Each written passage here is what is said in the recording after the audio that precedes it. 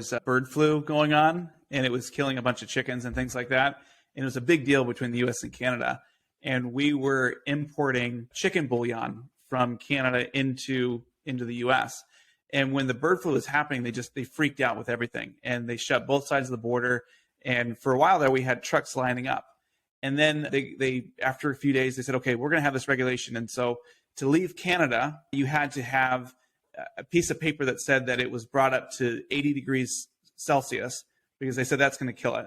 In the US, you needed a piece of paper that said it was brought up to 79.5 degrees Celsius. And because they hadn't had a conversation to say, hey, let's agree on a number, you had things that could export from Canada, but not import into the US. And so they're just kind of stuck in this no man's land. This was for weeks before they could figure out and say, hey, why don't we just take 80 degrees or whatever it was?